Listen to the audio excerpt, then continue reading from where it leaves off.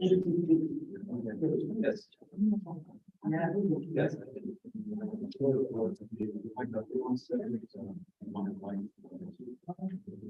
And a sec, I'm just about ready to check. Mike, can you hear us? I can hear you just fine. Thanks. Can you hear me? For the moment, yes. Great.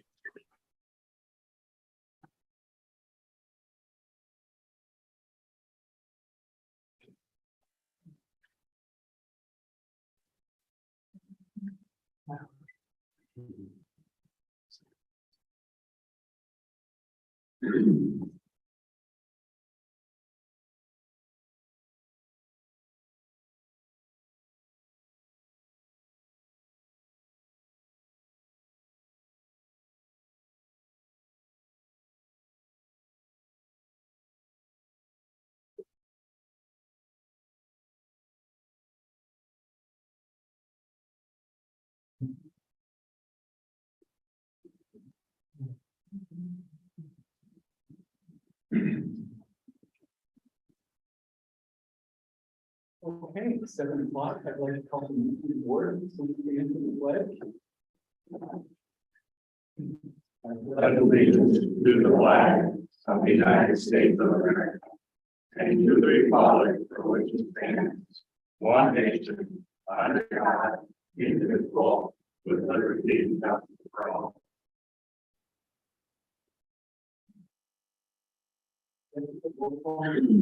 Baxter. Here. Nemetek. Here. Franklin. Here. Moody. Here. Hammer. Here. Form. Thank you. Moving on, we have the consent agenda. The purpose of the consent agenda is to expedite business by grouping non-controversial items together to be dealt with at one commission motion without discussion. Any member of the commission, staff, or the public may ask that any item or items on the consent agenda be removed and placed as the last item of the new business to receive full discussion. Such requests will be automatically inspected. The two items on the consent agenda are approval of the August 16, 2022 special meeting minutes and approval of August 23rd, 2022 regular meeting minutes. Anyone in the audience with a question or comment? Commissioner? Martin? Yeah, Hugh, so on the motion for the housing, housing order, yeah. It only reads the part that we included, but not along with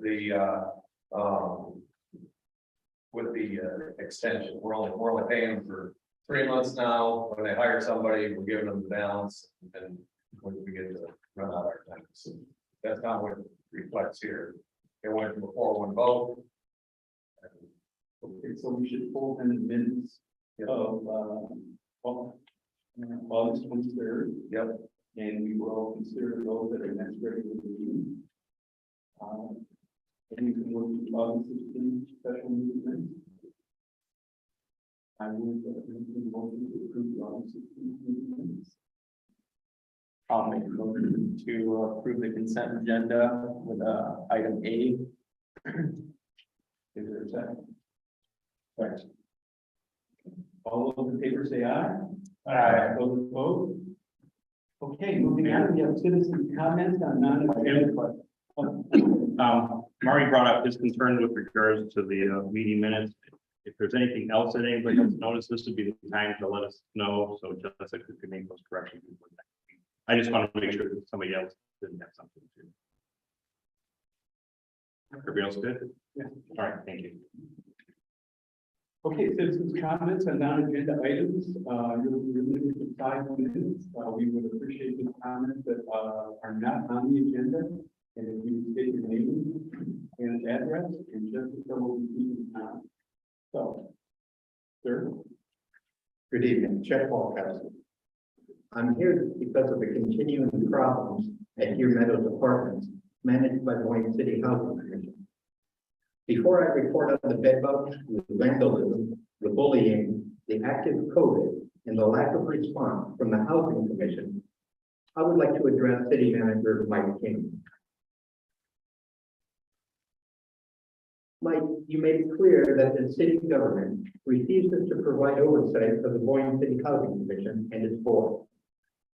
You claim that an unnamed HUD official gave you some sort of verbal direction sometime in the past that you should not get involved with the housing commission. But you cannot tell me when that happened or what was said, and you can't justify being told by HUD that the city of Boyne City should not oversee an official City of Boyne City Commission. That makes no sense. Further, Mike, we both know that Deer Meadows is not a HUD property. As an LIHPC property, it falls under Michigan guidelines. So your excuse for inaction on this case isn't valid. It's time to provide review and oversight of Boyne City Housing Commission's management of Deer Meadows apartments and correct the many problems, some of which I will share with you here. Bed bug. After many months, the bed bug problem still exists at Deer Meadows. Recently, there was an inspection with bed bug sniffing canine, and the result was that the problem continued. That information should have been made available to all residents immediately. It was not. The inspection took place the morning of Wednesday, August 24th, but no information was given to the residents until the afternoon of Monday, August 29th, after I saw answers from the Housing Commission. Notice should have gone out the same day as the inspection. Deer Meadows residents have every right to expect clear, concise, accurate, and timely information from the Housing Commission in all matters affecting their well-being. Vandalism.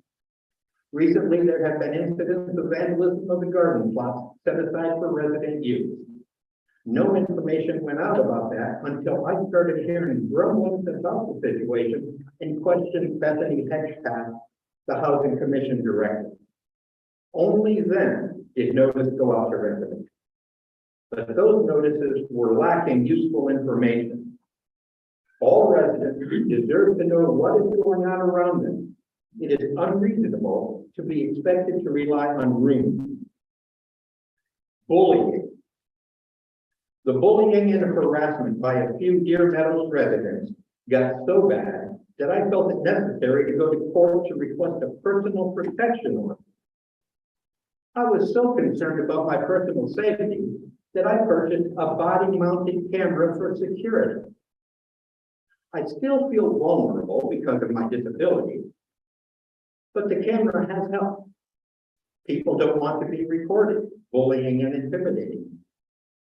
But the Housing Commission did nothing to assist me.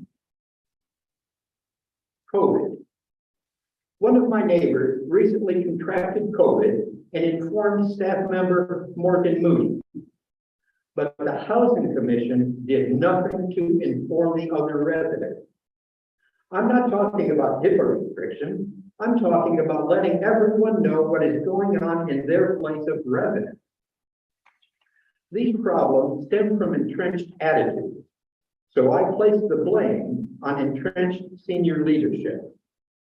Under Sue Conklin, the Housing Commission continues to warehouse senior and disabled residents at Deer Meadows apartments, not caring a whit about the quality of life. And it is all fully sanctioned by the city of Boyne City. Make the adjustments needed to ensure the well-being of all disadvantaged seniors and disabled persons residing at Deer Meadows apartments, which is managed by Boyne City Housing Commission. If you require more information, more evidence, just let me know. There are more problems than I have listed here today, and they just keep piling up. I'll provide the evidence if you will make it an agenda item where I can present and you can question. Or I'm willing to meet with you outside of these meetings to discuss the situation if it will all be taken seriously by city officials. I heard it. I leave you with this. Non-knowing You're done, Chip. Natty students, Thank you. not for ourselves alone.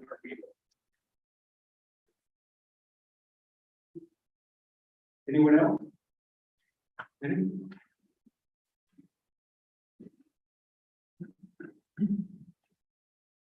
Penny, I'm sorry, Sandy's going up there first, if you want to. Oh, that's. Sorry, I can say that one. Hi, I'm Sandy Pritchard, 526 East Oakland Street.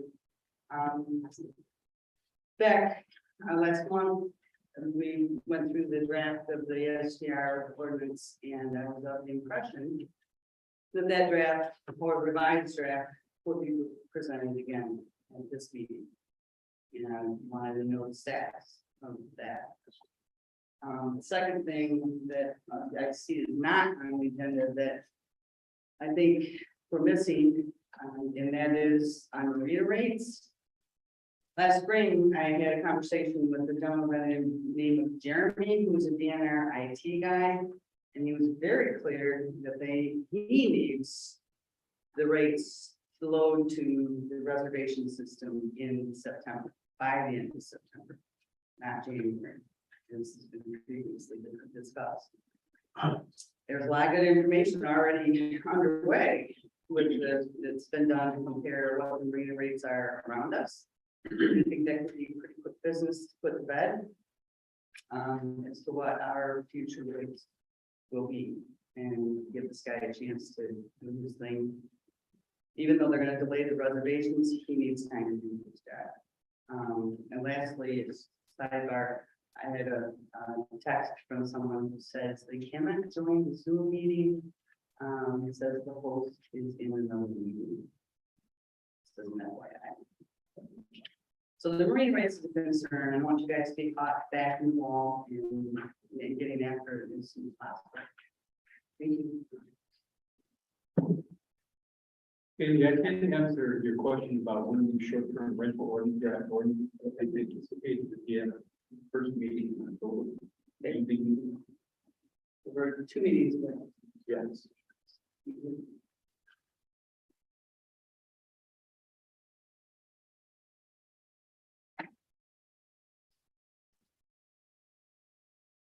First of all, I want to thank the commission for looking at the original portion of the marina and trying to come up with a compromise plan that adds to it. But take care of the marina and the area where it's basically most of it.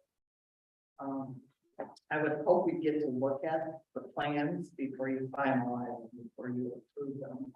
One of the things Sandy suggested, which was brilliant, was instead of one big L-shaped wall, attenuated wall, why not have 2 or 3 that are staggered so that the furthest out one does not impede the river mouth as much? And that would give you more area for the boats to navigate in and out of the marina. The bigger boats at one end and the smaller boats at another. So that's something you might ask Avonmarsh if that work. It might be a way to get as many slips in there as you can without crowding into the lake. I know people told me I couldn't fight City Hall, and I bet every one of you thinks that's exactly what she did. It really wasn't what I intended. I wanted to work with the community and the commission and find a plan that everybody could agree on. And I heard it over and over and over again. Why would you expand a marina that you let continually fall into disrepair for 20 years? Double it in size and then think you can take care of it. So I think this plan will meet a lot of the concerns. You may have to go for, I don't know if you figured out the financing yet, but I want to thank you for the steps you've made in that direction. The other thing I was wondering about the STRs also. And will there be any other meetings in the meantime that we can attend or preliminary plans put up on the city website so we can look them over? We do not at this point intend to have any more special meetings. We just incorporated as an agenda item in regular city commission meetings.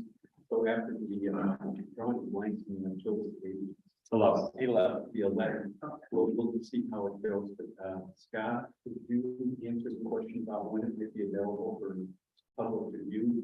It's the city attorney on their review and comment, and then once that's received, we submit it to the city commission. It's time for them. And again, there's the short-term rental on our our home webpage, and all the information in short-term rental should be there. So that's where you can find it. Okay, In addition to where the meeting agenda items are for the city. all right, thank you very much. That's it. Anyone else? Okay, moving on. We have correspondence. We have something from the state of Michigan for the state of Michigan and for the Michigan Public Service Commission. Notice of hearing for the electric customers of Consumer Energy. Case number U-21197. I believe the deadline for that is tomorrow for submission and input or comment. And item B is the Health Department of Northwest Michigan, their 2021 annual report. A full report is available at the city administration office or can be found at www.nwhealth.org. Commission, any questions or anything about correspondence?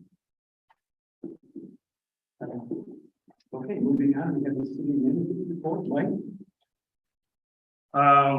Want to let people know that Boyne Thunder and the city of Boyne City were featured in an 11-page spread in this September and October edition of Speedboat magazine. And both were also featured in an earlier version of the Great Lakes Energy's June Country Lines magazine. And we have copies here if anybody would like to take a look at them. I think they portray the community very well. On Saturday, July 30th, another Classic Instruments fundraiser came and went. The police chief reports that the weather was fantastic and made for a very good day, and people's generosity was even more fantastic. They raised enough money after paying the bills for the event that the police department received $6,351. Out of those funds, the police have ordered their second electric bike and was being paid for from those funds. The remaining balance was going into our deposit or donation line item for future use. Chief Spate noted that the support from the community does show our department is very humble. So congratulations to all involved.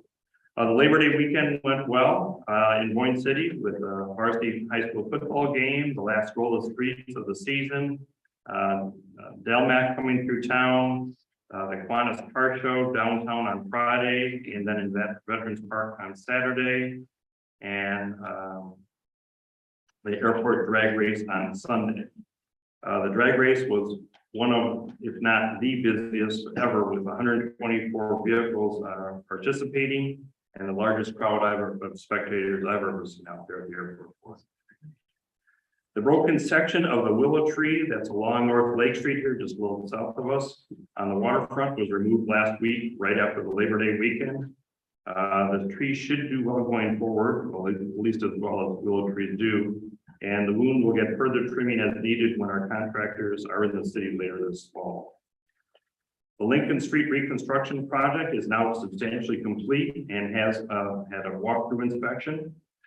The contractor has some final touch-up things to do. We found one area in particular that's finding some water that they're working on a solution for. That also includes the cleanup and restoration of their staging area south of the 1910 building. The Army Corps of Engineers has extended our marina work permit to December 31st, 2024, and that now coincides with the expiration of our permit from the state of Michigan. The contractor for the gazebo project came back to repaint some of the new wood. The original and recommended primer was letting some of the grains of the new wood show through the white paint, so they came back to redo that portion. New interfacers between our computers and the monitors that we have here in the commission chambers have arrived and are scheduled to be installed before our September 27th meeting. We've been having a lot of flickering and screens connecting and disconnecting that have not made for a pleasant experience with our current hardware.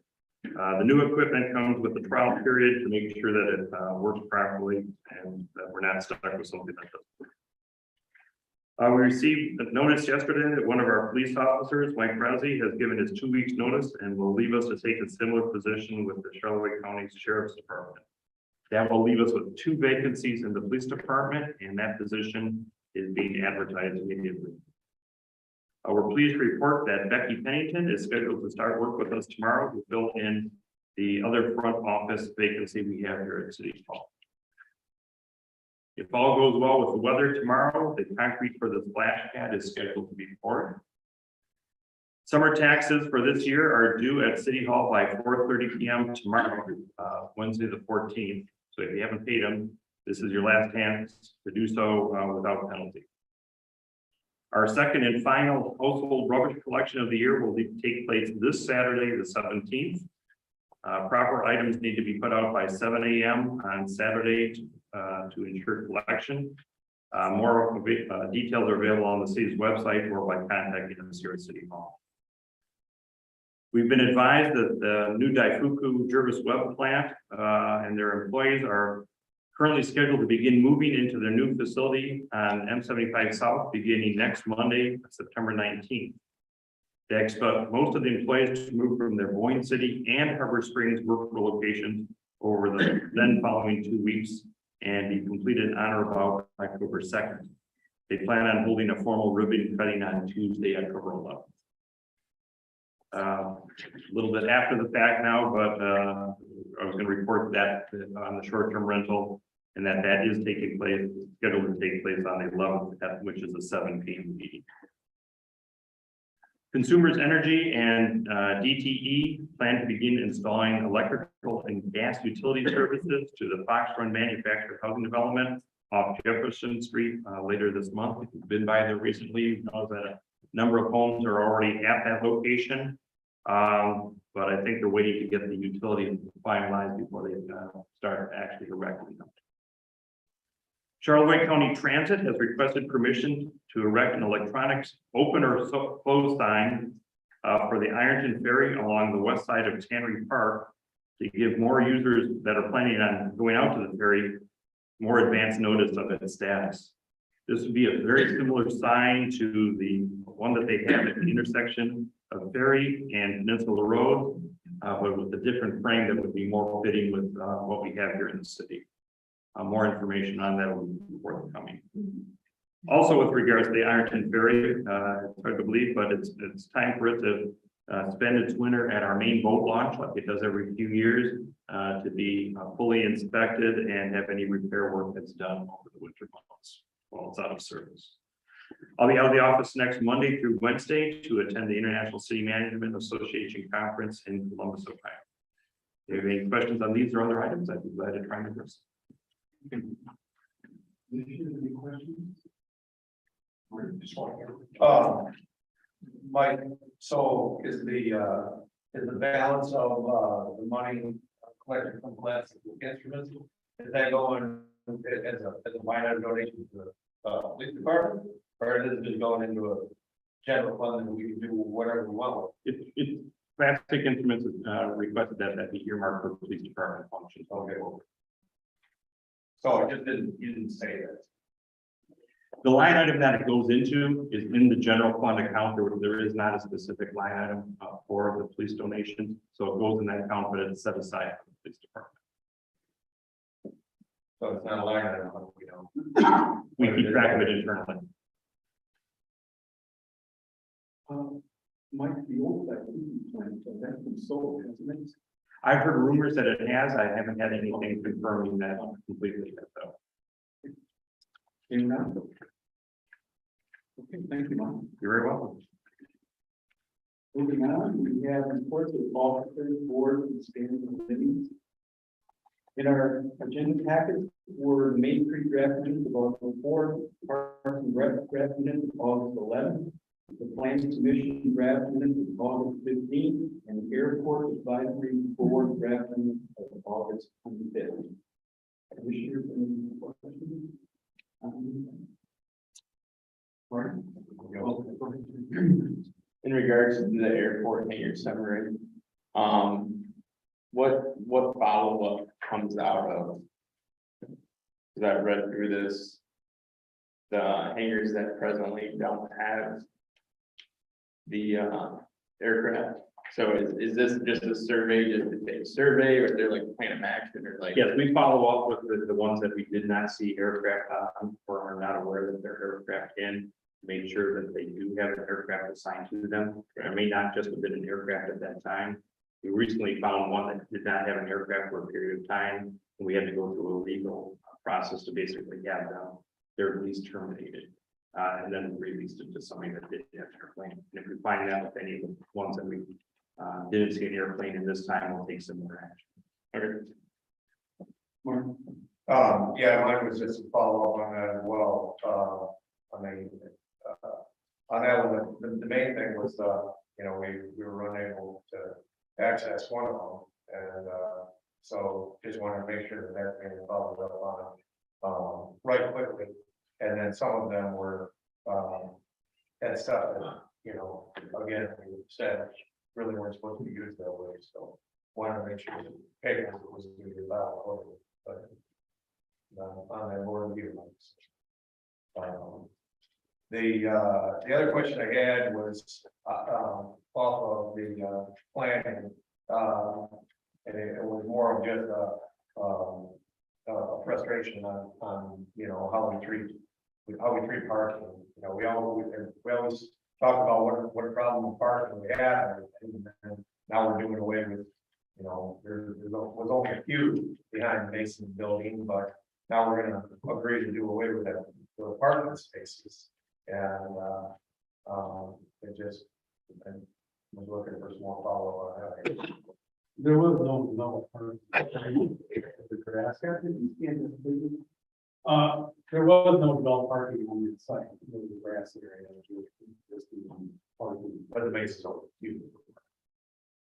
But it wasn't developed parking. It was county.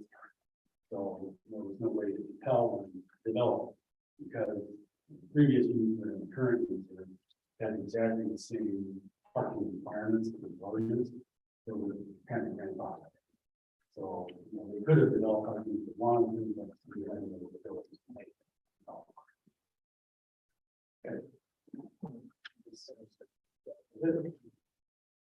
Mike, let's see, inventory of hangers on here, but could you just quickly explain what that process is and what you do?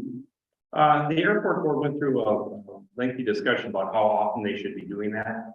And we've done one inspection this year. Usually they have in the past, they've done it every couple of years with regards to it. And basically we gather a number of people. We usually have somebody from law enforcement, the fire department, myself, and somebody from the airport board go through and tour every hangar that we can and inspect what's there, see if there's any unsafe conditions. If there are any aircraft there, if there are aircraft, if they match the ones that we anticipate being there or not. Biggest question I had was when B-17, was a big issue. It went on for a long time. That's why the airport board looked at be a little bit more strict.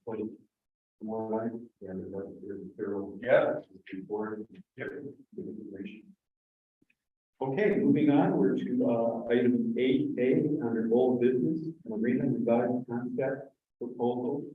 Consideration to award the proposal as presented for $12,400 plus additional meeting costs and authorize the city manager and or city clerk, the city clerk treasurer to execute any necessary documents. Right? Yeah, at the last city commission meeting where the commissioners all talked about the footprint and referenced in some of the comments here as well too. We shared that information with our consultants at Avonmarsh and basically said, okay, how can we go forward with next steps?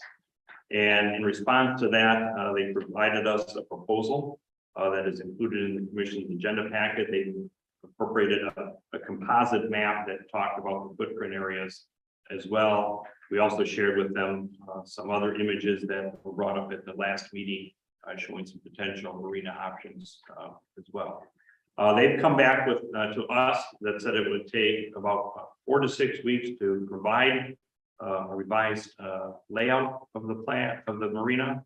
And they, at the cost of not to exceed, $12,400 plus any additional costs for additional meetings.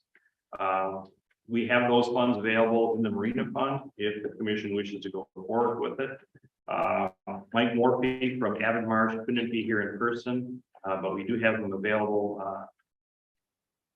through audio on Zoom if the commission wants to ask them any questions with regards to the proposal that's presented.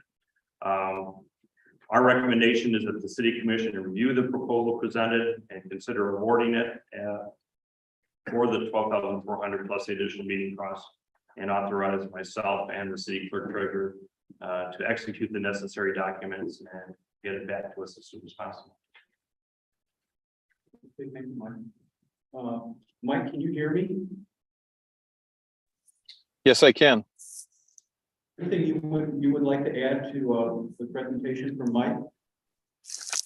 I would like to add that when Mike provided the footprints that the city commission, as well as I think some of the residents had provided, I was pretty happy to see that progress had been made, because that gives us something finite to work within, so we can work to meet the city's vision and work to use the space as efficiently as possible.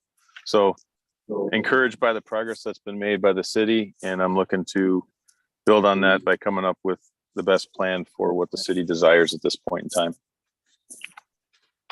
Under citizens' comment, Mike, there was a citizen who was talking about community participation in the process. Could you just explain how you see that happening? I think we're flexible on that. If necessary and desired, I would have no problem making a trip up to sit down and review some of the initial concepts and why they make sense, and to seek some feedback. So I think we're flexible there. We can do as much or as little as the city desires. And this proposal is really intended to be able to capture that to the extent it's needed. Okay, thank you.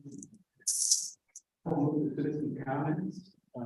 So it's a 5-minute limit. I ask that you go to the voting state and name and address. And any comments you have on this proposal? Anyone interested? Okay.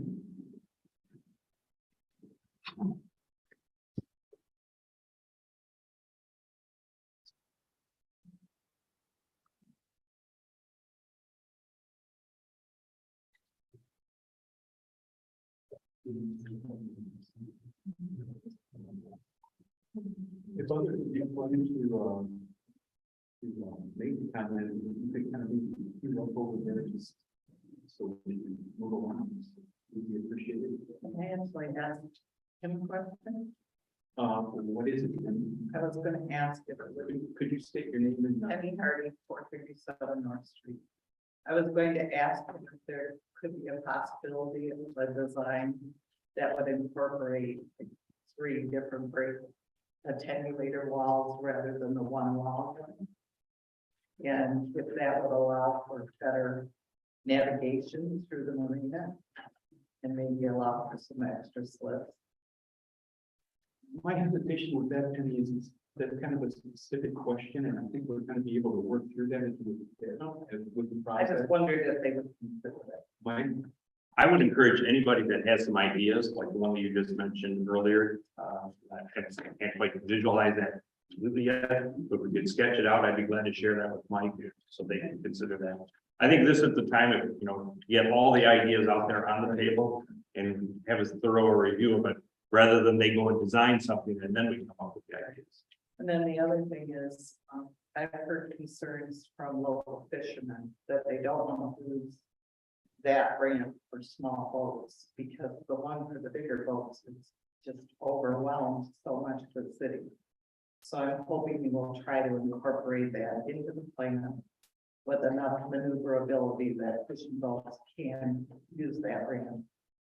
And the other suggestion might be just adding somewhere a kayak thing like we have on the river, because there's a lot of kayakers and paddleboarders that are really enjoying our lake now.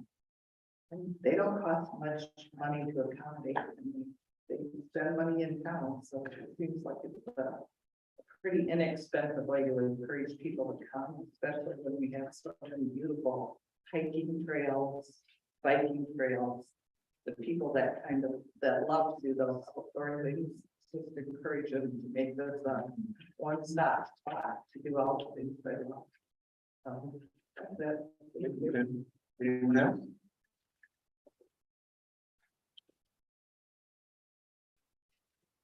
Sandy, you could just come forward, because you don't need to walk in forward. Hi, Sandy Richard, 506 Boyne Street. Sorry, I could not be here at last meeting with basically what I see up there is the December 10th design alternate that was submitted with the EPA grant, perhaps with a slight shortening of a 3. So basically, you're working towards a 3/4 expansion. The suggestion that came up in that we, the people of Boyne meeting, and then the brainstorming, the 7 floating attenuators have worked. Why can't that concept be used, pulling it out somewhat from where its current location, so as to not interfere with the TDOT, and add a few more of them? Then it doesn't involve obstructing the big, too long docks. I've yet to hear firm commitment that there will be no mooring at any attenuators. And I'd like to hear the position on that. In reviewing the Avon Marsh proposal, it essentially boils down to being a time and material contract. It provided an estimate of $12,400. And they made a statement in the first page on the bottom that they are anticipating that $392,000 will be available. As it says, the previously granted waterways funds is anticipated based upon recent discussions between city staff and waterways grant coordinators. When I left off, I don't feel like that was real clear. And then I got into the chicken and the egg discussion. We got to have it done design before they can comment. But I just want to make a note that on March, we're planning on seeing that. I would appreciate that there is a public meeting when we get to the point of it, there are 3 concepts that they're going to put forward. I think that's an extremely important point. And unfortunately, that will add off because they'll be producing visual aids.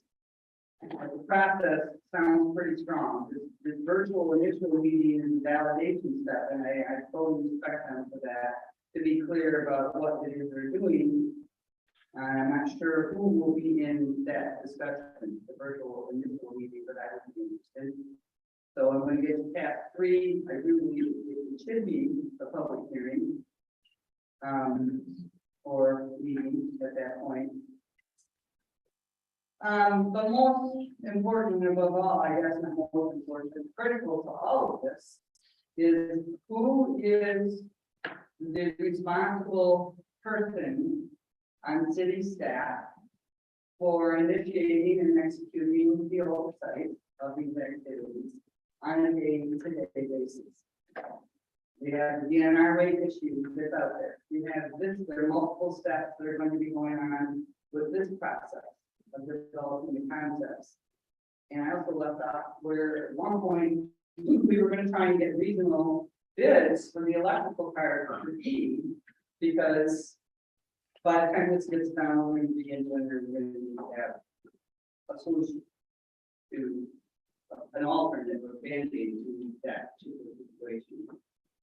So I guess my $1 million question is, doesn't involve money, is who is the responsible Boyne City person for overseeing and executing tasks on a day-to-day basis for the project? And would go back and reinforce, I want to hear clarity on whether or not there will be mooring at the, and if there is an extended attenuator, and floating attenuators can be a solution. Thank you. Same thing, if we're very clear about that, you're talking board, you're talking pipe up to the dock, Up to the attenuators, up to the tank, yeah, not a board involved. no, because that's been back and forth for the last year. Yes, there will be, no, there won't. And 986 feet of broadside mooring showed up in the Baker Tilly financial estimates. And then in the next breath, oh, no, we're not gonna work. So are we or aren't we? I'm sure it would have impact on the engineering. I mean, are we or are we at any time, including Boyne Thunder? Is it going to be part of the reservation system? So we can't do multiples of the 7 that we currently have, which I think we gotta do. And if we end up talking about 83, 84 length, then we want clarity on whether it's gonna be more or not. Thanks. Anyone else? Okay. Moving on then to the commission deliberation. So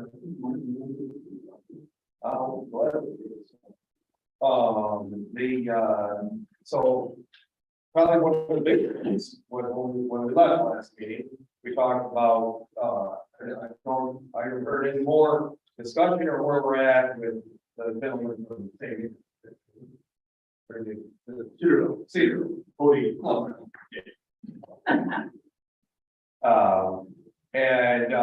That was one of these options that we were going to look into. We heard Mike then saying that, he wasn't too excited about that, and then from Kevin Marsh, not you, Mr. King. So I want to know where we're at on that, because I still look at that as a quite viable option possible. In some of the research that's been done in that. The other aspect, we left it that the city manager was going to, take our map that we all, for the most part, agreed upon. It's kind of like playing pin the tail on the donkey, and we all kind of hit the tail, I think. And then we were supposed to, see if there was anything that they could play with. This is no offense to you, Mike, but I'm tired of giving Adam Marsh money. So we talked that, we would possibly seek other engineers, for this. And so I'm kind of frustrated that we didn't get a little bit of, hey, you know what? We've already got 90% of these numbers, in the other all the other monies that we spent. And maybe we could try to look at this and try to, get you something that, maybe we could start off with before we started pouring more money down the hole. So that's my fears and concerns right there. Yeah, kind of echo Marty a little bit. I guess I'm unclear. Say we decided to spend $12,400 for them to go through and give us 3 different options. Is what am I reading that right? 3 different options. If we decide to pick one for the plans, or see if we decide to pick plan A, and that's what we want to run with. Is this going to be plan A, going to be the blueprint that can be followed by the people that have to build the docks and put it together, or are we going to be spending more money getting a stamped blueprint? I don't want to be spending a whole bunch more money. Unnecessarily, I guess. Would one of those plans be viable to be used as engineering plans to run? That'd be a question for Mike. Did you hear that question, Mike? I did. I think the question is, to what level are the plans going to be developed? These will be, the 3 initial concepts will be different ways to create a layout within the space that we designate. And those layouts are going to provide information like slip size, the space between finger piers, the amount of broadside, the anchorage, and all those things. And then estimates that explain what we believe the cost will be to construct each of those. And from those three, we'll take the factors that people like and don't like. And most likely the preferred concept is going to be some combination of the features that we present in those initial concepts. As far as the question of what that plan is going to be when it's done, it's a plan from which permit revision or permit modification documents can be created. It's a plan that can be used to discuss how previously acquired grant monies can be applied, if they can, if they cannot. And it's a plan from which phasing can be developed, as well as financial analysis. So there's been a lot of discussion about, hey, if we did this, would the financing cover that? If we did this, would the grant pay for it? There are a lot of ifs, ands, or buts involved in the marina layout and how that's phased. The idea here is to stop the moving target of what that long-term plan is and to identify what that is, and then everything else can be layered upon that. As far as the comment about tired of giving money to Avonmarsh, I can understand that. This has been a long process to get to this point. We've already constructed phase one and preparing to move into phase two, and the community spoke up about how they wanted to do a bit of a change of course here. What needs to be done at this point is some detail work as far as how these layouts are going to happen. We have been up to Boyne at least 2 or 3 times on our own dime to present to the council and also to meet with the community. That was going back to even last fall. And we're doing that because we want to see this project happen. We think it's important for the city to get the right fit. And I can understand if you wish to evaluate it with somebody else, but I think we've been a long-term partner here. We want to continue that, and we want to see the right fit for the city.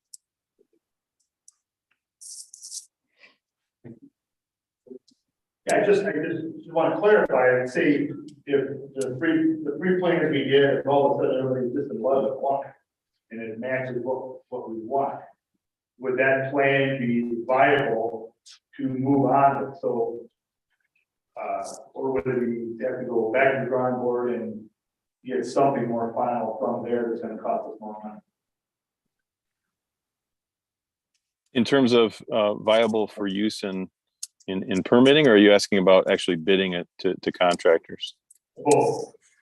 Okay, so I think that the layout will be fine for going after grants, evaluating if those will apply.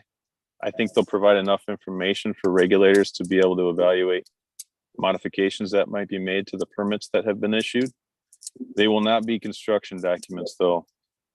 More work is needed to prepare construction documents for whatever phase the city decides it wants to pursue first.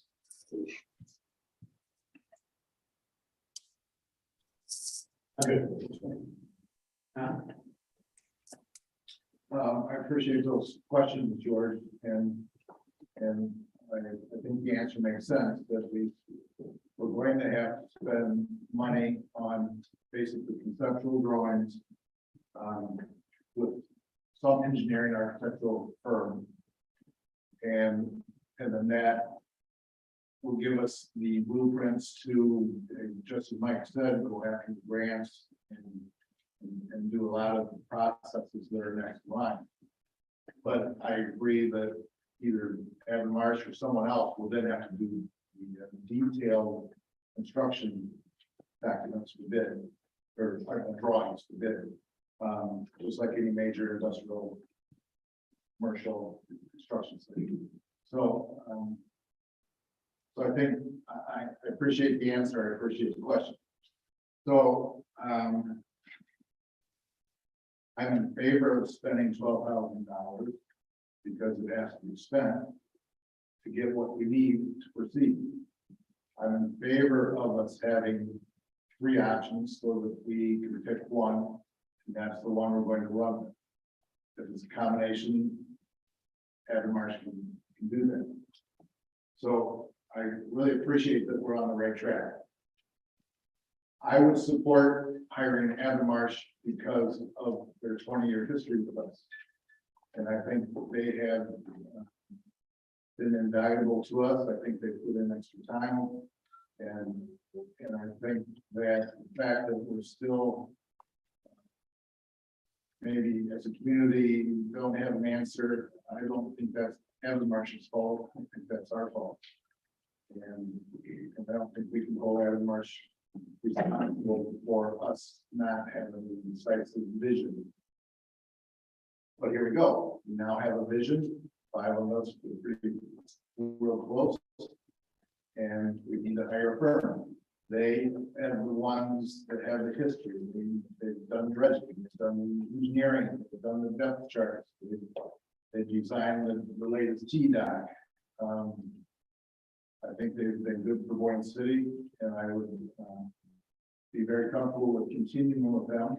It's a very laid out contract. It's a very offer for $12,400.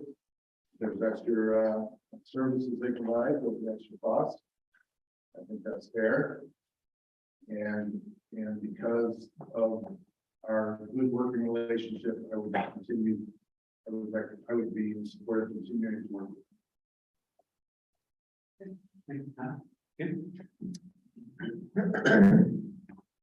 Hey, Mike, can you hear me? Yep. So, this draft here, how many concepts does this $12,000 get? How many concepts will we be provided? Is it 3 or 5?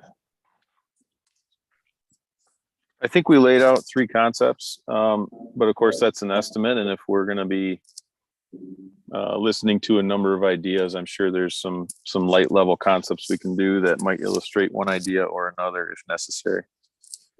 Right.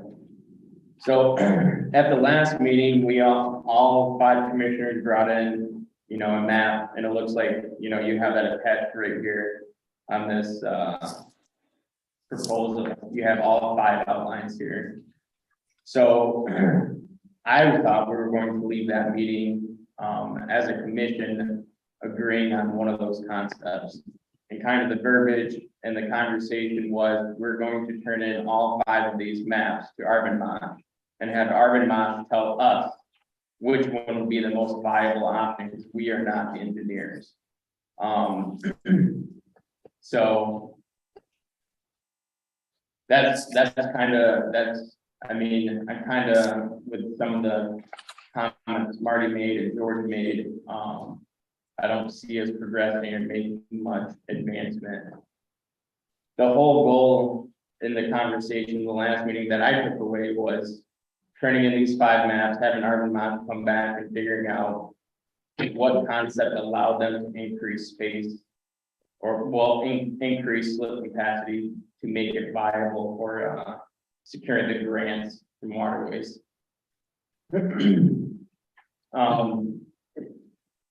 But I guess you're going to provide 3 concepts. And then, because I'm just reading through this, who is, after confirming with the city, who is the representatives from the city? Would it be just the city manager? Would it be you coming back to the city commission to narrow down those 3 concepts? I think that's, if you're asking me, I think that's entirely up to the city. And with regard to those footprints, I think that initial meeting, one of the major topics is to discuss those different footprints that were presented and decide upon what we're actually going to hold to as we develop the concepts. And if that needs to be a marina subcommittee, for instance, that's the way I've seen it done in other communities. If that's the city manager and the marina manager, maybe that's another option. I think that's entirely a city decision on who needs to be the representatives. Right.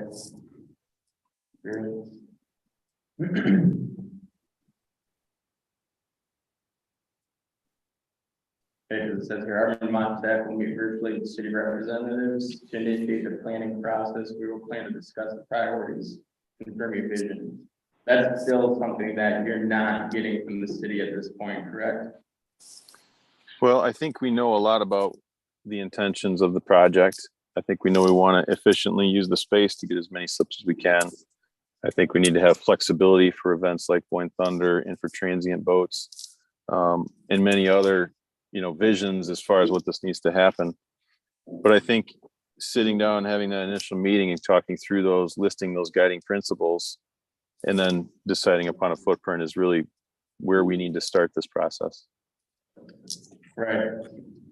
So is there a possibility or opportunity, looking at the fee structure, task 2 concept alternative development is $8,000. So 8,000 out of the 12,000 is to come up with what you're saying is 3 concepts. If this commission can come to an agreement on a single footprint or a single map, is there an opportunity for the city to save some finances with this? Instead of going out and getting 3 different alternatives from these 5 different maps? I think those 3 alternatives are to one footprint. So we're going to take a shape, which is going to be some version of the multiple shapes that were given to us. And then we're going to draw up different layouts within that shape. But as far as, opportunities for saving, if we need to look for that, I'm sure that we can come up with some ways to save, especially if we've got some really strong guiding principles that really narrow it down before we even start developing concepts. These are estimates based upon other projects and the level of effort that's been required. Do you have, looking at this map you have in this packet here, you have all 5 different shapes of the 5 different maps that the commission, do you have kind of like a neutral shape, because you just said it's kind of a concept of all 5 of those, or it's going to be a shape adapted from those 5 different maps that we provided to you? Do you kind of have that outline that you could show the city? I think in my head, I would be looking to maximize the footprint to the extent feasible. So I would maybe with that yellow outline, but in the area where the red and blue are beyond it, I think that's the alignment of the original attenuator. I would probably push to want to use those. The reason for that is because that's really meaningful space for ingress, egress, and creating that dock space. And the other reason for that is that's the footprint that permits were issued based on both Eagle and the Army Corps of Engineers. And the more we can stick to that footprint, I think that's going to help us in the long run. And for me, okay. Thank you for those responses. I guess a question for you, Mike, is if this doesn't get awarded tonight, what does that look like as far as timeline of the grants? And where do we start getting into more of a crunch time and losing those opportunities? Again, there is no hard definition with regard to that. I'd have to reach out to the folks at the waterways and kind of, if I had an idea of what type of timeline we were looking at, I could probably get more of a response. Right. In addition to what Michael just said, I sat in on the waterways meeting, which was a couple weeks ago. And typically during those meetings, they provide updates on all outstanding waterways grants. And Boyne did come up, and Lene, who has been handling these grants, and I think Michael spent a pretty good conversation with. She reported that Boyne was going through some kind of reset, and that she appreciated the communication. And it sounded like that was very well received by the commission. And I think, as Mike said, there's not a deadline right now, and they're not really pushing right now. I think the relationship is good, and we just need to keep them appeased of what's going on and what we do expect. Right. Let me ask you one last question, Mike. In regards to these concepts, 3 concepts, looking at these 5 or whatever neutral design or shape you're going to grab out of this, you said potentially we could look at this to find ways to financially or have a financial savings for the city. What does that look like? And what do you see? If we didn't approve this tonight, what would Arvin Moss be able to do to lower that fee structure? Would it be to go from those 3 concepts to a single concept? Did the commission take some more time in reviewing those 5 different maps and coming up with one shape themselves? Yeah, I think if there's going to be a longer process of seeking comments and all those things, obviously we would like to be involved so we hear those comments directly. But if we were to, for instance, send 3 concepts with 3 cost estimates, and then the city were to hold its own meeting, seek comments, and then deliver that back to us, that obviously minimizes the amount of time that we're spending on it. But again, I think hearing those things directly is good. Some of the comments tonight, I wrote them down, and you know, it's nice to have all that documented so that we can attempt to incorporate where it makes sense. Okay, thank you. That's all the questions I have. So I guess the question I have is really the commission think about, if we don't do this, move in this direction. You know, we're probably months out, maybe months out, you know, because we'll have to request a proposal. You know, we have issues with the dock, that we need power. There are great opportunities in park. One is that one by the end of the year for I think 15 million. Next year is 25 million. The following year is 25 million. I just don't. We're looking at spending, you know, let's say $2 million. We've had a lot of community input. You know, we had 700 people sign up petitions. Ideas of their own. I think we really need to engage the community. Just nice people talking about it, anyway, this and that. I mean, I think you really have to sit down and listen to the community and then move forward. I would really hesitate to think that we need to come up. And we have a professional to know what's been happening here. They've been in. I certainly understand the frustration. We could go out with a request for proposal. There are people like at the moment. And we can do that, but it's going to take a long period of time. And I think we have some immediate needs that we need to address. I think we have some momentum moving forward. And, you know, while I appreciate your fiscal responsibility, I think this is why.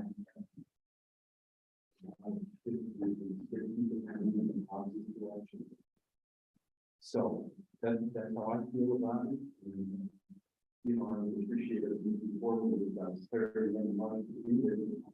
And seeing where we end up with talking. Mike, could you explain for me, say 4 to 6 weeks, that we could have something pretty solid? Would that be a fair thing to say? I think it's a fair thing to say, and I'm sorry I couldn't hear all the comments that you made. And but I do think, as far as preparing the concepts themselves and refining those, I think 4 to 6 weeks is reasonable. What's going to affect that is the amount of review time or any other meetings. Can I rephrase my question? The question basically was, when we left this meeting, was that we basically had a concept. Ab and March, again, no offense to you, Mike, I don't know who's working on the whole thing, this is you personally or who, but Ab and March has all the information. We already have, you know, an entire drawing. I thought we were going to get with the ability to have a concept for Ab and March to say, okay, we took off the, which was what Sandy was saying. So we're not going north anymore. And everything else was on the table, even after the citizens that were here commented. And so I'm just frustrated that now we're just we're going back to try to reinvent everything. I just wanted to see, okay, you know, the way that we left it, I envisioned that we were gonna have something to look at. Go, you know what? You took this away, you know, doing this, that, and the other thing, and maybe adjusting that attenuator and getting rid of that southwest, you know what? Maybe there's not. But now we've got to do this. That's my frustration. It's not about $12,000. Because the next engineer probably is going to be, Well, we could say to Adam Marston, here, see what you can build, give us a concept of what you can build, and we can react to that as a commission, and as a community, and say, okay, this is what it is. This is what we'd like to see. We want to increase the dock by this number.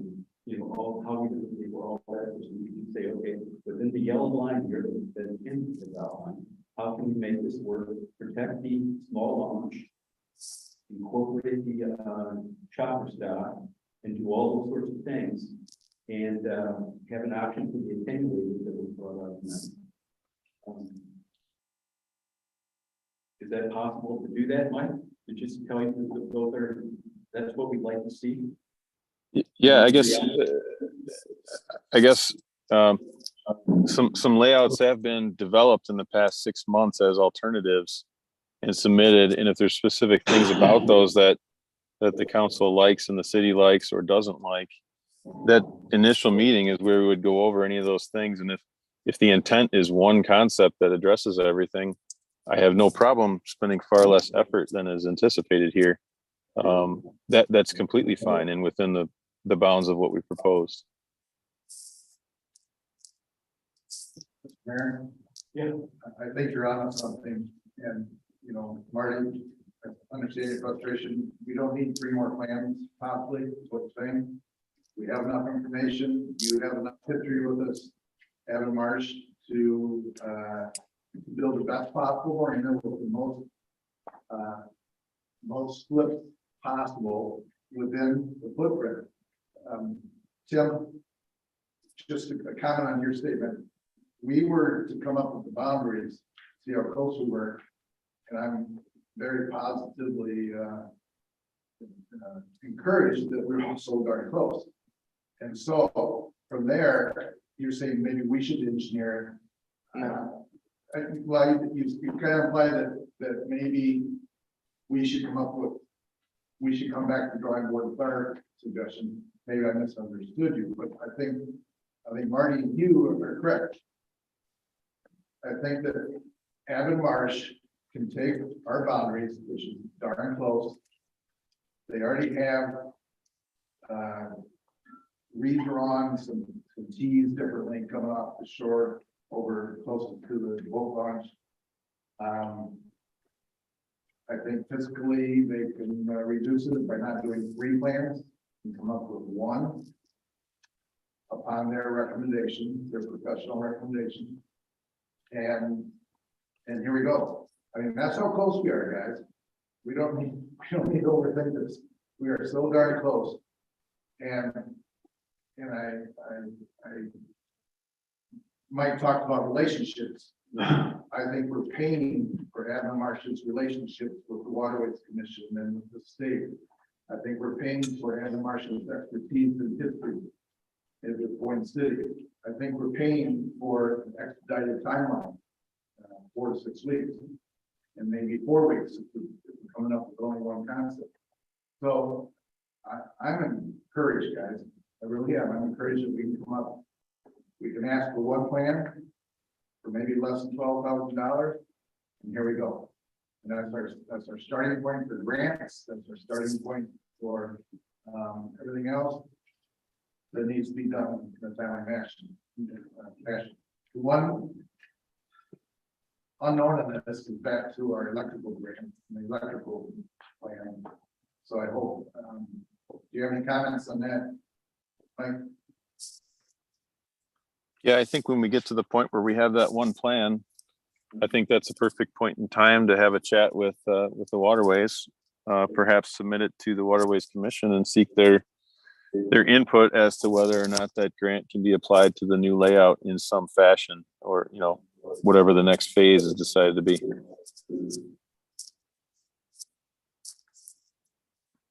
Perfect. And again, that's one more of our questions. Electrical. Well, he's given us an answer that we have 1 plan.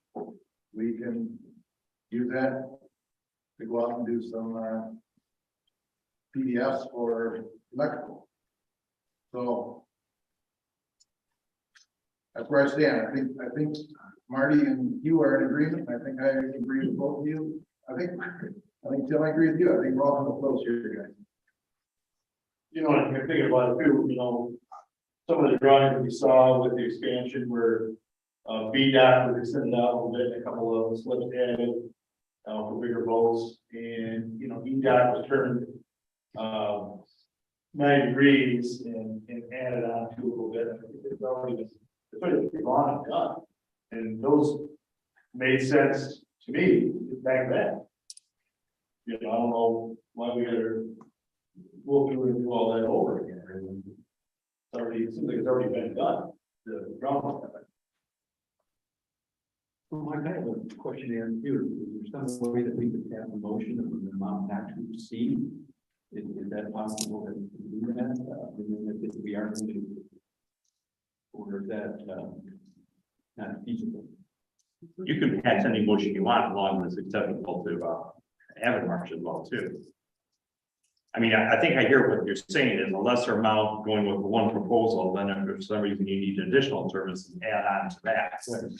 Again, that's a negotiation point with regards to Avid Marsh as to what they're comfortable with and what that number would be to get us there. Phase B. Correct. We're hearing our conversations on what we're looking for. Yeah, and I don't know if Mike is prepared to give you a number, or if you want to propose a number or something to that nature.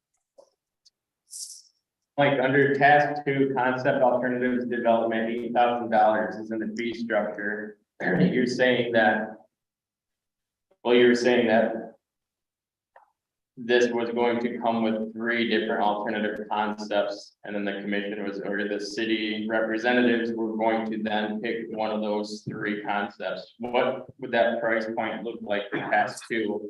If we were just asking for one concept, that's a happy medium out of the 5 drafts that have been given to you guys. I'd say, assuming that we're still gonna have the task 1 budget to sit down and clarify things, probably a reasonable starting point would be about 3,000 for that concept, which would allow us enough time to create a document that's clear, that notes all the different slip sizes, and to prepare an opinion of probable cost of that. That would take the total to 775. 7,500. Commissioners, are you comfortable with $7,500? I didn't see a motion to, I'll make a motion to award the proposal to Arvin Mosh for, what was it? Is there any 7,500, not to exceed a price of 7,500, and authorize the city manager, city clerk, and treasurer to execute any necessary documents. for the development of one concept Yeah, for the marina. for the development of one concept. Like, Again, the 7,500 that was plus whatever meetings were with task 3. So I don't know what, if any, public meetings or things that you're thinking that we're going to add to that. $7,500 would have a 0 in that, with all these other numbers elsewhere that they talked about. I think it's important to have, appropriate public input in there. We can determine that as we go along, how much we want it to be. But if you say not to exceed the 7,500, that's where we're going to be at. Unless we do another motion later down the road for the meetings. right. Or could you add plus time and materials for any meetings scheduled By the city. by the city? Yeah, We're the way it originally was, the recommendation at the last sentence to change the whole tradition meeting costs and all for the city manager. Correct. And the city clerk treasurer, Then you find that's different than the not to exceed number. Though. Yeah. Are you comfortable with that? yeah. Is there a second? Or any further discussion? Okay, so what is the motion? It's basically the motion that's in the agenda packet with the number changed to 7,500. You're comfortable with that, Mike? Yeah, I'm comfortable with that. Any further discussion? Are you good, Jessica, with the motion? Do you want me to add for the development of one concept? Yes. Okay, roll call, please. Lassiter. Aye. Nemecheck. Aye. Thompson. Aye. Moody. Aye. Meehan. Motion carried. Mayor, Yes. one of the questions that came up was with regards to flotation dock and having Cody come on down.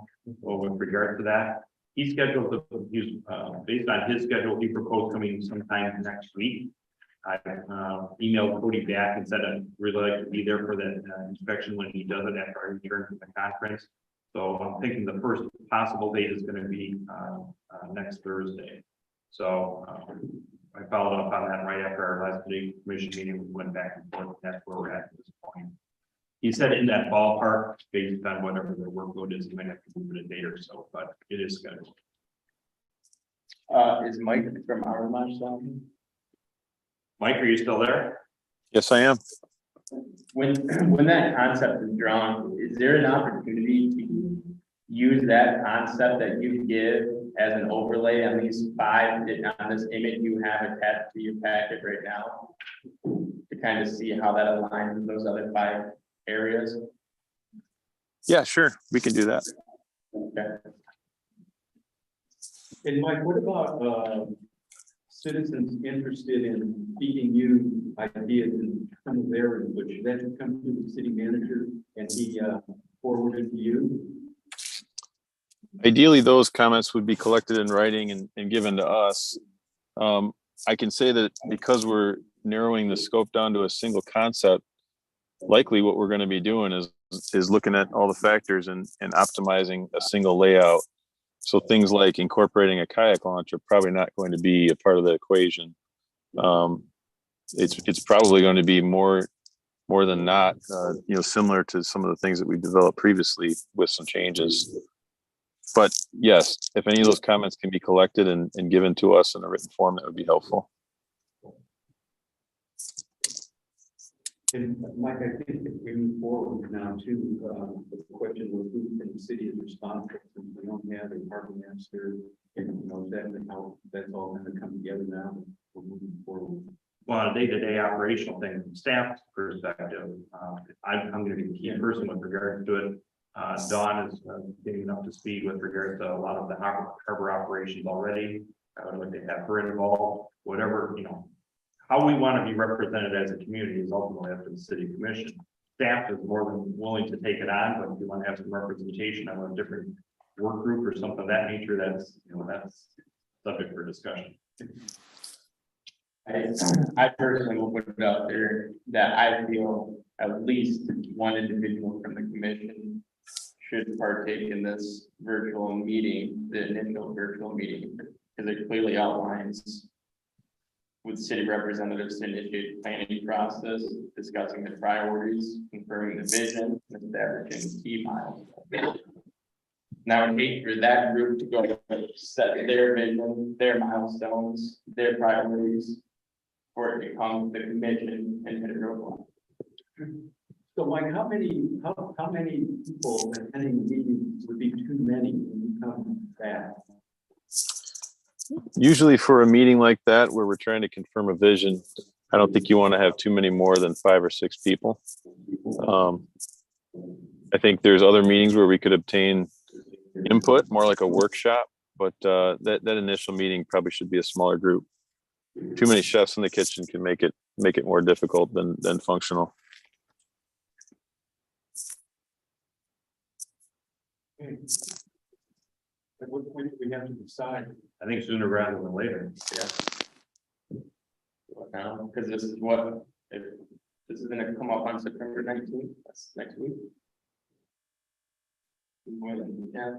So conditions of, our interview. Well, I am, but I don't think we need that process. I think Adam Marsh needs to get back to staff, which is Mike and Dawn. I'm not sure what you're asking for, Tim. Is it, in which step are you asking for more people to participate? I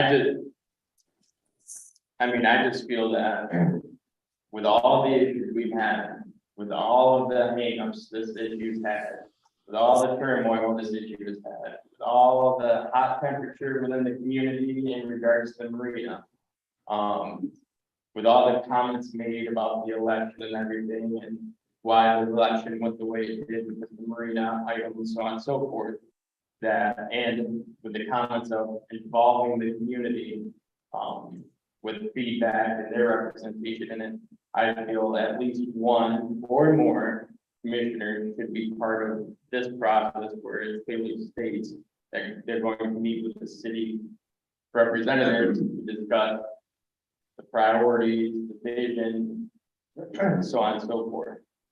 To help keep it going from that right back to another roadblock that we've consistently found this site. It's not a micromanaging thing. In all reality, it's just an open door policy. I feel nothing but strength coming from it. If there's a negative aspect to it, I'm just not seeing the negative aspect to it currently. All right, I appreciate the answer, thank you. So you're suggesting one of us? One or two, there could be what, they have to be less than three, right? Right. Yeah, so maximum of two. I would assume maybe two, one encumbrance and one newly elected individual, even the playing field, right down the middle, very neutral.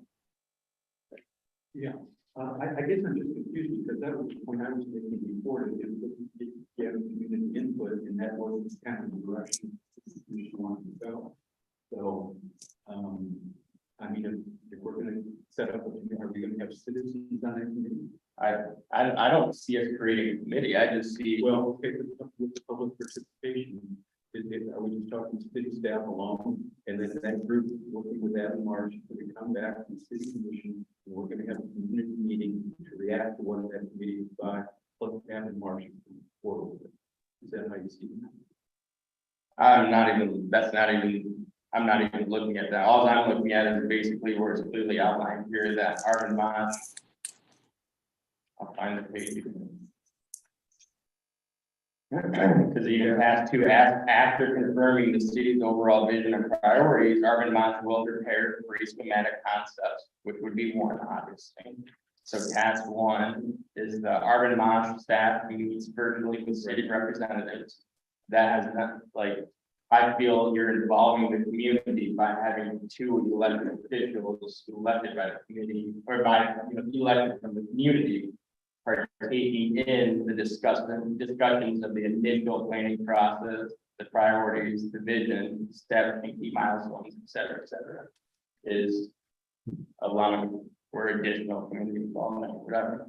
And then task two, obviously, after going over those priorities and visions.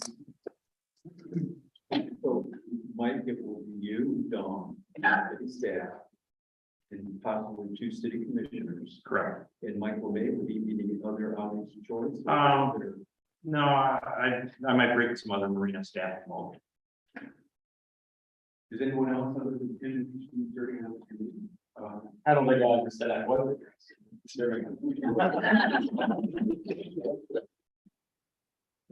That's what I understood you to do. Oh, I didn't, I mean, Okay, I'd be interested. It would depend on, I guess, when. Really, as next week. how soon do you see this happening, Mike? I think we can talk about schedule to have that meeting as early as tomorrow and try to figure out some dates that would work. I might also add, I think some of the discussion about providing the community the opportunity to review, maybe that comes, we have our initial meeting, we develop the concept, and then perhaps at some point there's an opportunity for a workshop with a very brief presentation, and then having a bunch of plans laid out, seeking any input. That might be one thing to consider, but again, we can decide those things when we all sit down and meet. Good morning, Deborah. Next week, I can't, No, I can't, next year. And it could work by the end of the week, figure out a schedule that will work. Picture. sure, but I don't want to go on a 10 days, because me, it's ready. I mean, I can do it. ready to go. I just know you don't want. That's, I mean, I can do it. That's Why would we work on it? I'm reading between the lines. We shouldn't do that. Like, Are you? I am interested. Tim? I'm leaving town this week, but sure, most of the time I'm available. Does that work for you, Mike? Whatever. Yeah. You just pick your representatives. We'll work. We've got Tim and Tom. We're going at the city representative meeting is that one. Okay, and if there's any conflicts on schedules or something like that, I'll reach out to the commission and say, okay, was there an alternate or something like that. Moving on. Thank you, Mike. I think we're done with Mike. Yeah. Thank you all for your questions and comments. I appreciate it. Have a good night. You too. Okay, under new business, we have item A, 9A, revision of the city of Boyne City F Grant Board Municipal Marina Lake Policy.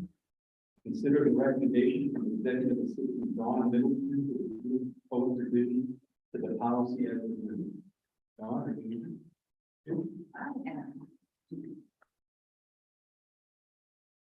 Good evening, everyone. Remember that you have in your agenda packet, lines, it has red lines in it.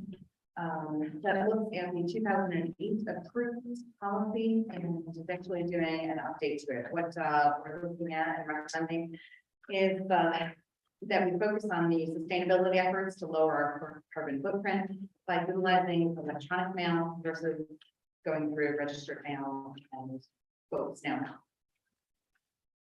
So any of the red lines you see in that packet are specifically pertaining to changing over to electronic mail versus USPS mail. Is there any questions on that? Well, we'll see. Any questions or comments from the public on the proposed revisions to the waiver policy? 9:30, 4:37, are you going to consider in this, is there any consideration in changing it from once you get one, you've got it for life to like a number of years and then go back to the bottom of the list or when it first moves up? Have you put any thought into that? I have not gone after that yet. What I am specifically going after, and what those red lines included, only switching over from electronic mail from snail mail. That is the only thing that I'm changing or proposing be changed in the policy. There's no changes to how they move. That is not what I'm recommending at this time. Anyone else? Sandy Pritchard, 526 one fairly simple thing that I think would make sense in here is we're using this threshold of 20 feet. I think the ski boat is 20 feet. And nobody's gonna pay $2 grand for 20 foot or for 18 foot aluminum boat. And I wonder that it would be more useful in our data gathering, might be able to be addressed in this policy at the same time, is to change the break from 30 foot and below. And then 30 foot on up, because that helps, it's more helpful data, I think, also for you guys. We don't really have 20 foot boat slips, according to our design, there EDOC is 40 foot boat slips that are divided in half. So my suggestion is real world, it'd be 30 foot and below or some other number and 32 and above. Thanks. Anyone else? Okay. John, maybe a question or two from the commission. George, move on. No, I guess I've obviously, maybe a dumb question, but I'm assuming you will be really this, address changes like Sandy just mentioned. It'll intervene for more discussion. Or as far as the, CF Summit reviews, the first time you go back to the bottom. I mean, there's a couple of things I think would probably make sense to probably change. There could be, just looking at it based on Sandy's comment, there are currently on the 22 small dock wait list, there are 10 folks, and we have and this changes daily when people join, but there is approximately 80. There are approximately 80 on the large list. So we're talking about 100 wait list folks in right now. But no, what I'm proposing is not changing the size of the dock. I'm looking at it right now. The only book what I've got is electronic mail versus snail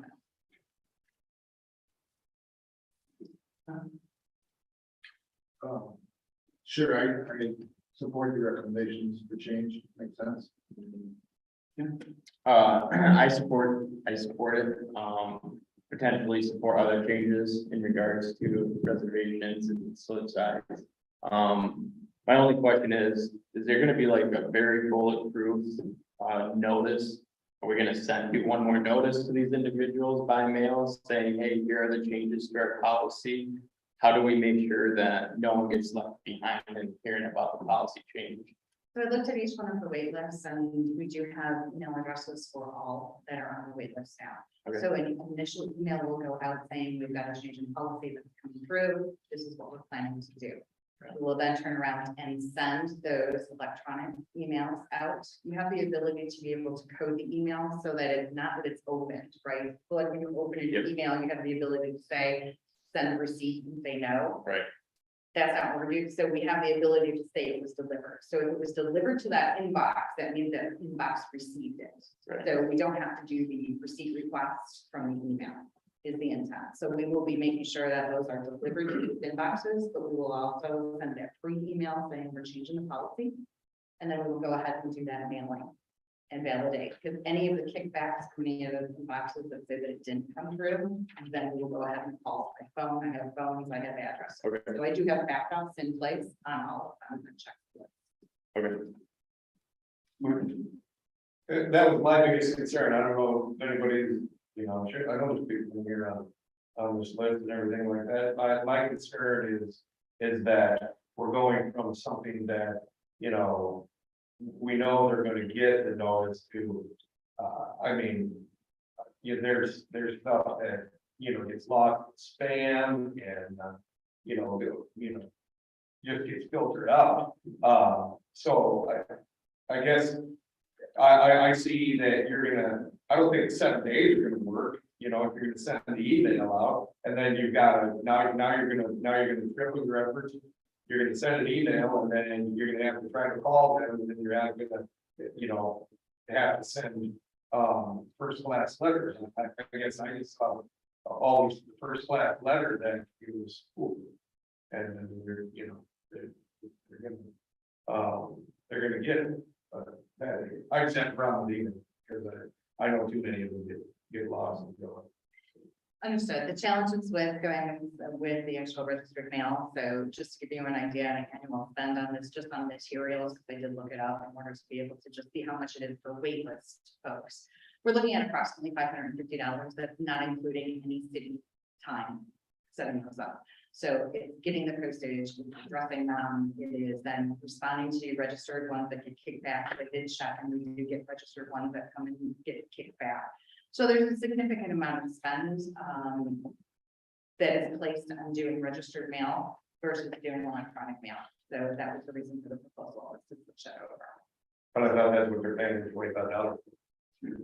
They're paying $25 to be on the seasonal list. But I mean, Yeah. I mean, it doesn't cost us any money to, you know, have the list. I mean, there is some time, I got that, but if we're collecting 2,000, and then I can't remember how many were on the small list, but so if we're collecting $2,600, it's gonna cost $500, we still got $2,000 offers that. I didn't see the wait list as a money. It's not meant to be a moneymaker, but it's again, with registered, the cost of mail keeps going up, right? So it's not just that one-time registered mail. We're sending a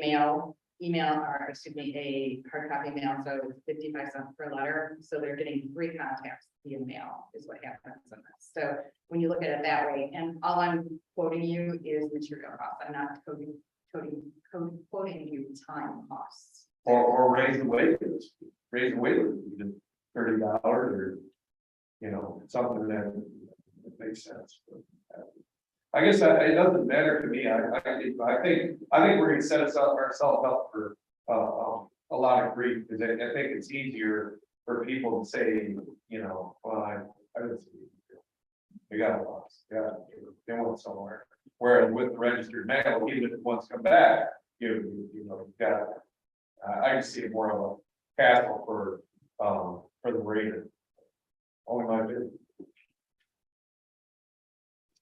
Okay, well, I support your recommendation, John, but I do, would, you know, if you get, interior position understand better, and some of these questions that have come up about the waivers should bring them back for exploration, so we can have some community discussion about that, and what's the best way to handle our waivers. Understood. Understood.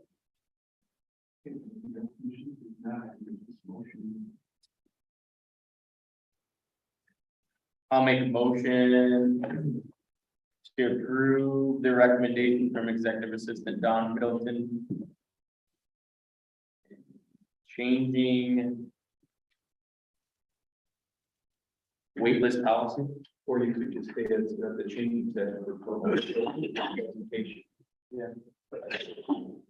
Is that sufficient for you, Jessica? Okay, give me the motions or second. Second. Any further discussion? Nemecheck, Aye. Conklin, Moody, Aye. Deehammer, Aye. Laughter, motion carried. Thank you. Moving on, we have the purchase of the 2023 patrol SUV purchase. Consider the recommendation of Police Chief Kevin State authorizing the city manager to purchase a 2023 Police Interceptor utility all-wheel drive hybrid from Bob Ford in the amount not to exceed $47,239. Okay. Good evening. Time has come to replace the patrol car in the 330. It's the last remaining sedan in our fleet. It's been slated for replacement last year, the capital improvement plan, but we're able to push that back, get some miles out of the vehicle. It is a 2014 Police Interceptor. It currently has over 124,000 miles, and it's still in service with a mileage is climbing. We've had several failures on the vehicle. We've started to replace parts that wear down. It has plenty of life left as a daily driver, but I do think that its useful life as an emergency vehicle has come to an end. We reviewed several possibilities for the new patrol vehicles from Ford. One was the Ford Mustang ESUV. The electric capability of the vehicle is very interesting and great potential for the city. However, physically getting into one, it's about the size of our sedan, and that cuts back into the problems we have with the sedan, getting in and out, bending your heads, things like that. And also the charging requirements will yet to be shown what needs to be done there. So that brings us back to our current patrol SUVs that we have. They've been by far the best all-around patrol vehicle I've driven in my career. They handle exceptionally well, have all the room for our officers in here. Ford has a hybrid version of this. It's the same as our current SUVs, but with a hybrid engine. Meaning when the vehicle will run on battery at low speeds and at idle, and then it'll switch to gas for higher speeds. I had the opportunity to test drive this year's model, and the vehicle had the same open operation as our current SUVs. At low speed, the vehicle ran on battery, and the shift to gas mode was seamless and almost unnoticeable. There was no performance difference between the hybrid and our current SUV. Checked with a few municipalities that are running hybrid SUVs. They've been very happy with their performance and are seeing gas savings at the top. On the sheet that I gave you, there's a bunch of different things I pulled off Ford's website referencing how much the savings would be. And I'll skip forward to some of that. They're guessing at about 1,200 gallons per year for potential savings of about $3,500. That's at $2.75 per gallon. There's also a potential of 25,000 pounds of CO2 output produced every year as well. If anybody knows what that is, let me know. I can definitely see where running out of hybrid patrol vehicle will be financial savings, while not mentioning the performance of our fleet. I met with Bob Mathers and received prices on gas and hybrid SUVs. There's about $3,300 savings or difference between the two. I believe the gas savings alone, just the first year, will come close to making up for that. And then we'd be saving that money additionally every year that we run this for the hybrid. I do have money requested in the 2022-23 budget for this purchase. And I will look for you that we request to purchase the 2023 hybrid police interceptor utility all-wheel drive. We've historically purchased, our patrol vehicles from Mathers Ford. They've always been reasonably close to state bid price. The cost difference would be more than used for picking up or delivering a vehicle from the downstate vendor. Going forward, the state bid pricing gave me a quote of $46,000, depending on any additional equipment we may have. And the quote from Majors Ford is $47,238.88 before any rebates or dealer concessions. Advise me that those are available and will bring down the price of the vehicle depending on what's available at the time of purchase. And as I found out, right now when purchasing vehicles, it's going day by day, but whether you can purchase one or what deals they have. So I would recommend that you authorize the city manager to purchase a 2023 police interceptor utility all-wheel drive hybrid from Bob Majors Ford in the amount not to exceed $47,238.18.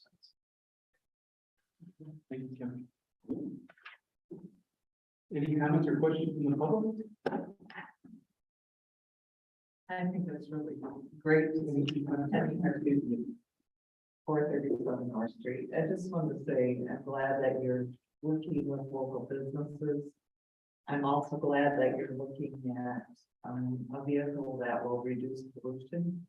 Every little thing we can do, we need to do to try to make our environment sustainable. So I think it sounds like a great plan. And the cost difference, once you get the savings of the gas, like the hybrid's the way to go. So, Okay, anyone else? Okay, we can move to a commission for the resolution. Matt, you want to please start? Sure. I agree that, it's in the budget, it's, buying locally, and you're going green. Our job is to give you every tool possible, run safe, efficient services for our community. Full support. I'm in full support. I appreciate the numerical breakdown here in savings on the $5,000 at $3.99 a gallon. Knowing it's in the budget, I'm in full support. Yeah, no, I don't have any problem with the purchase of the vehicle. My question was, I called Kevin earlier to talk about it a little bit, and we're going to retire the current one, 2014, to a daily driver, and then I asked Kevin to explain it to me, and so that was basically just to be used for if people in the city were to take it somewhere else. I don't understand it. Now, why wouldn't we not just do pay them for their mileage, if using their own vehicle? Especially when we're going to keep this thing, we're going to pay the insurance. Right now you've got used vehicles that are just, you get stupid money for, and so I don't see the need to keep any of these unless Kevin said that he needed them for a backup police car. I don't think these guys should keep these things around just hanging out in the backyard. But if you want to get them, I've only used our staff cars as a backup police car during COVID when we were separating everybody out. And I did ask about why we did that, and the staff car was put in by a previous commission, so you guys can oh no, do what you want. Do you have a personal interest in seeing that transition into a daily driver as a staff car? Luckily for me, we have a patrol car, so if I have to go someplace, I can use that. But for the front office staff, they don't. Right. So there may be value, I just having one sticking out. Well, how many do we have? There's two out there right now, and this will be a third, and this will be a third, and I'd at least recommend selling one. The one we could claim some. well, again, I'd like to know what the costs are. Keep just in the backyard. I mean, again, you got insurance costs and everything else. I think it's time where you can sell the vehicles that are out there and pay for our wonderful engineer of our ring. Win-win. Might that be a possibility of having a future agenda item on the Sure. Yeah, just one curious question. Is there any bit of data as far as longevity of that vehicle, the hybrid goes, the control vehicle? Maybe not around long enough that. I would hope to rotate that out before we find out how expensive the battery is. Right. That would be my goal. Yeah. Yeah, I'm good with Kevin's recommendation. I appreciate the thoroughness of your report. You know, that, so I didn't get a motion, the 2023 goal SUV purchase. I'll make a motion to approve the recommendation from Police Chief Kevin Spade and authorize city manager to purchase a 2023 Police Interceptor utility all-wheel drive hybrid from Bob Mathers Ford in the amount not to exceed $47,238.80. Is there a second? Second. Second. Any further discussion? Jessica? Conklin. Aye. Moody. Aye. Decameron. Basser. Aye. Nemecheck. Aye. Motion carried. Thank you. Moving on to item C, purchase of replacement of one 9-foot cube Boss power plow. I'll be handling that. We currently have two 9 foot 2 inches, or excuse me.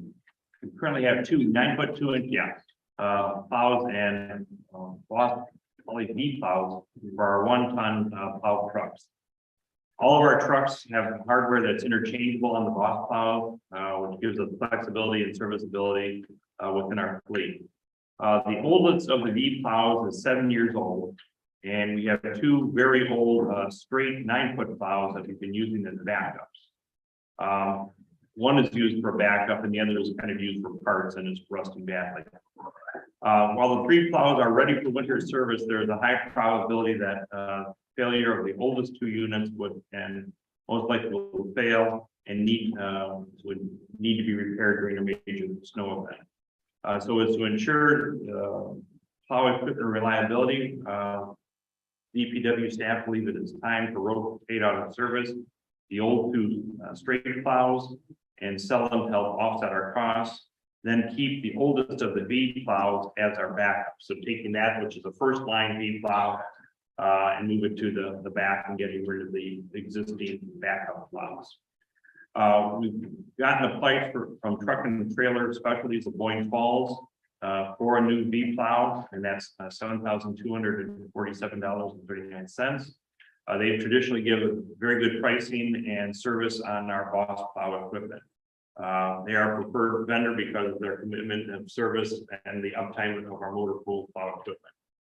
We do have the funds budgeted in this year's motor pool budget to cover the purchase. So it's our recommendation that the City Commission approve the purchase for one 9-foot 2 inch Boss Poly V plow from Truck and Trailer Specialties of Boyne Falls in an amount not to exceed $7,247.39 per the attached bid. And that the city manager and myself be authorized to execute the documents. And you have in there the proposal from Truck and Trailer. And then you also have pictures of what our V plows look like as well. And then other angles of those. And then a couple pictures of the existing old street plows that we have. So I'd be glad to address any questions you have on this. Okay, thank you. Any questions or comments from the public? If you want to start us off? Yeah, I actually seen the plows the other day when I was down at DPW, looking at the historical society items. And the straight plow was pretty rusted out. So I'm in full support. I'm just curious, are you planning on getting those straight plates sold this summer? This fall, yes. This Yes. fall? We put them out, we've been using a municipal bidding service for our surplus equipment, and we've gotten pretty good returns on those. We'd look to advertise them that way. Okay. Yeah. Yeah, well, that was one of my questions is what if we're gonna, how we're gonna sell the one that we have. And then the only other question is, we already have 2 of the V plows. Is there a reason why we're not gonna go? I mean, there's things that the straight leg can do, use both of them a lot. And, you know, there's things that times when the straight blade is even better and bigger things, we don't have you know, we don't have a mechanic, and I don't know if we're ever gonna hire one at any point in time. And, you know, there's just so much more, to go wrong on a V plow versus straight. That's my question, just the, you know, the trade up and up. I would, we would trade, you know, straight blade for another trade. Well, the straight blades that we have currently are just used as backup blades. They're not first line equipment for anything. We've gone to, in the last 2 years, and the crews seem to like working with them a lot better, and I don't run either one of them. They seem to like and appreciate moving to the V plows in the last 2 years. So that's our standard that we use daily now. The straight blades are just there in the case that we did have something break. So, and again, we would move the current older V plow, and that would become our backup. So right now, those two straight blades are just extra equipment in case of emergency.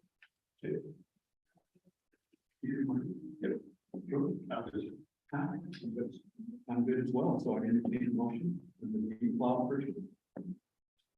I'll make a motion to support the recommendation from Director of Public Works Michael LeMay to approve the purchase order contract for 1 9-foot 2-inch block Holly V plow for trucking trailer specialty for 1 fall.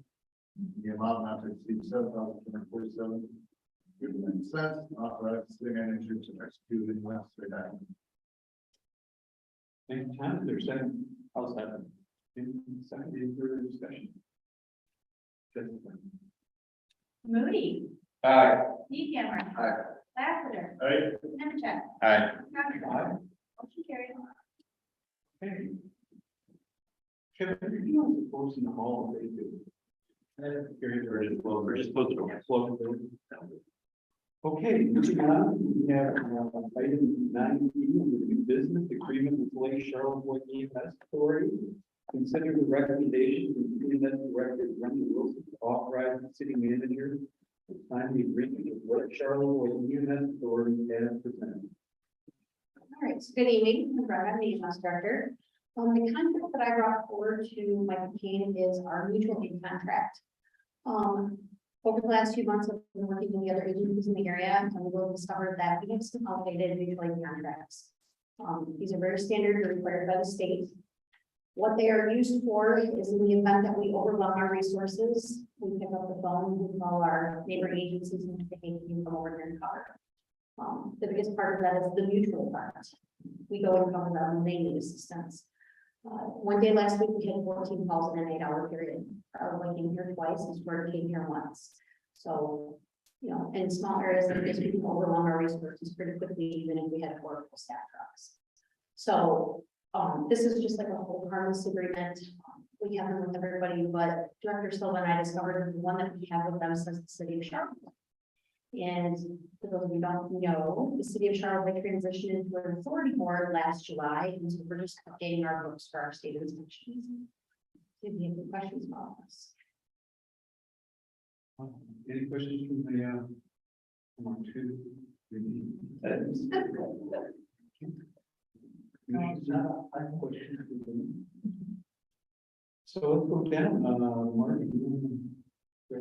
Yeah, no, I'm fine. I called Mike earlier and I should say, it's not representative. I'll just refresh the whole, and mainly that's exactly like, because Charlotte changed. I don't know. No, what? Oh, good. No, perfectly good. I read through it and seen that the state required. Is there any change from the old agreement to the new agreement? Other than the fact that it says like Charlotte EMS authority on it.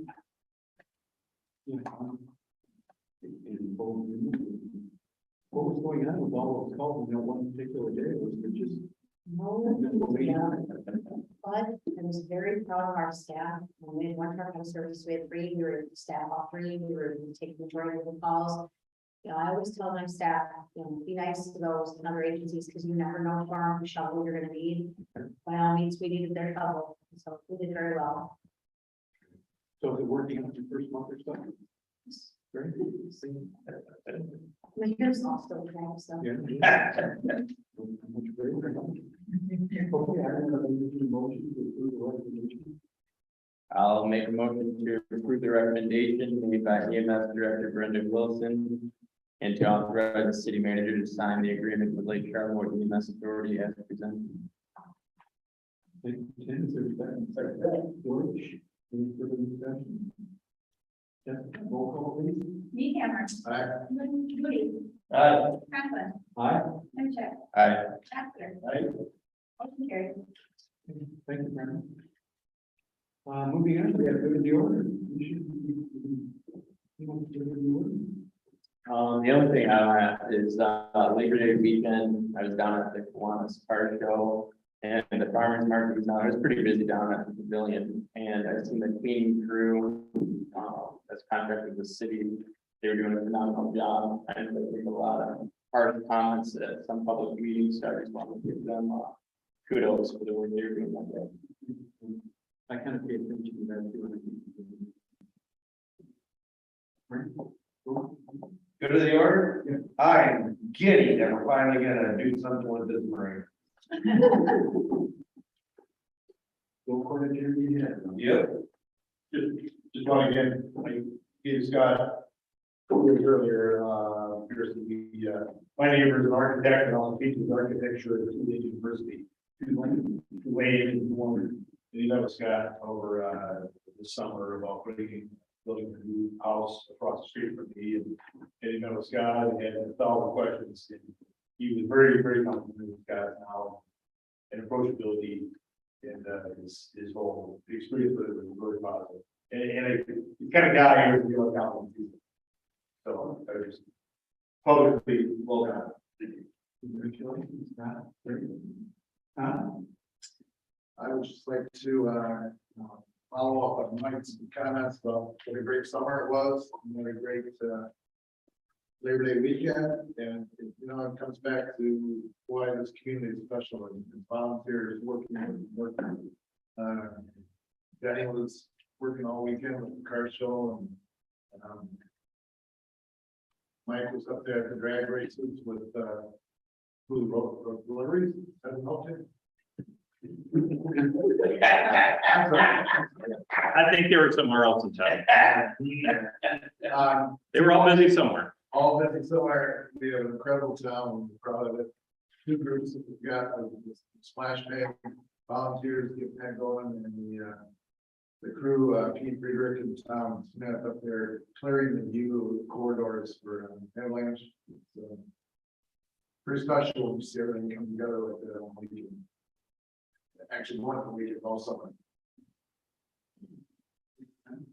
I do have, the only thing I have is this past weekend I met and traveled to locations of all the historical society items. I would just like to see us, because I know in the email you sent out, you said that you were having conversations on locations or whatever, but I think that stuff we need to prioritize. Getting that stuff out of the way, it's in the middle of the garage and waterways garages.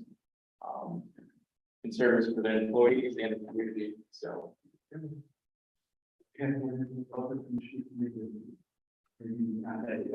She's contact everything.